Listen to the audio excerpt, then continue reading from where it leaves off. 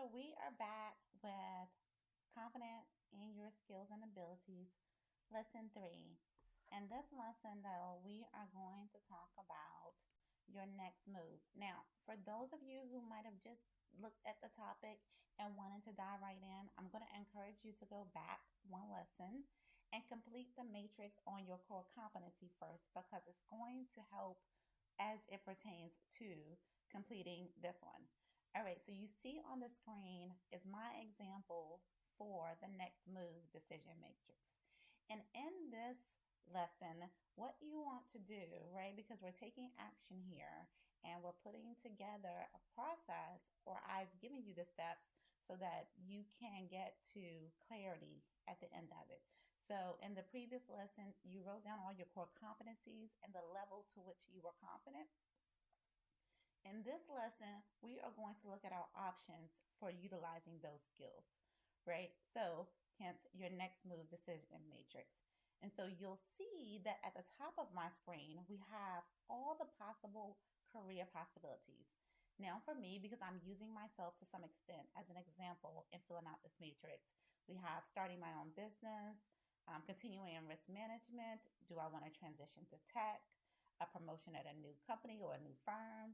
Taking a 6 month sabbatical, or making a lateral move. Like these are all possibilities, and I want you to think of all the possibilities for you. So, for example, something that's not here but could be a possibility is whether or not you want to get a certification, whether or not you want to go back to school. Like that's also something that you might want to put here.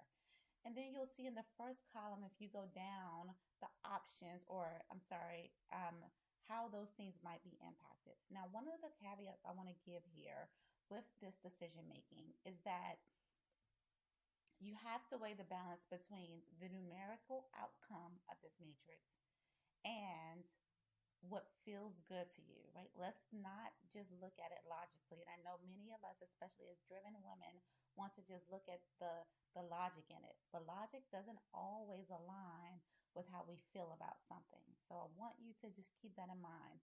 I have in my matrix put, will it bring me joy in that column to help me kind of balance out the numerical portion in my decision making with things that bring me joy and being real clear about, is money more worth it, or am I more concerned with money than I am with joy? And I'm just here to tell you as your coach that money doesn't trump joy no matter how you look at it. You may have money and your needs can be provided for by that money, but you will be miserable doing it, and you can only sustain that but for so long. So keep that in mind, right? And so you'll see that I have ranked at the top or in the second row the possibilities in order of ones that bring me joy the most, right? Because we're going to do a weighted score here.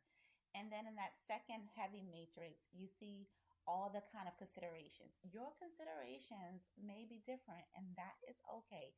You're going to get a completely kind of blank version of this for you to fill in the things that are important to you. So think about your core values, like personally, your core values when it comes to career, family, commute, time, all of those things as you think about your next career move, right? So you'll see that down at the bottom, when I kind of take the weightings I have in that second row against the overall score that I got for that middle matrix, you'll see that you get these total values at the bottom. And you'll see that for me, not ironically, moving on or moving full time or starting my own business became the highest version for me, right? Followed by getting promoted at a new firm or taking a promotion at a new firm and or a 6 month sabbatical, kind of both fell right in there. And then past that, you had as a third option for me transitioning to tax, which all sounds wonderful. And I want you to know, and I gave this as options at the bottom of the screen. So if you see, my number one option was start a business because that is something I've always wanted, right? Like second to being maybe a lawyer as a little kid growing up, being an entrepreneur has been my like heart's desire. Okay. But if I wasn't going to do this, you'll see that I put an option two, which would have been take a 6 month sabbatical, and then move into a promotional role, right? So it doesn't have to be all or nothing as you look at this. You see an option too how I combined two things that were close. Taking a break with, okay, when I go back to work, when I go back to my corporate gig, it's going to be at the next level so that I keep leading, I keep growing, and I keep moving. I want you to complete this form and do the same exact thing. When you get done, you should have clarity, or you want to have clarity around what it is you want to do, right? So the overarching goal for me is that you are successful, right? And then a part of that as it pertains to this course is getting clear on what's next, right? Most achievements don't happen by accident. We have to know what we're going after in order to get after it, in order to achieve it. And that's what we want to work toward here. So you'll see that in the next screen, you have a blank version of this that you can complete, right? And you're going to walk away with kind of your next move and being clear about what that is.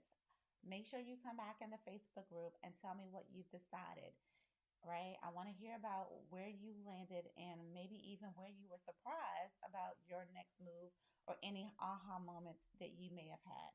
I'll see you in the next lesson.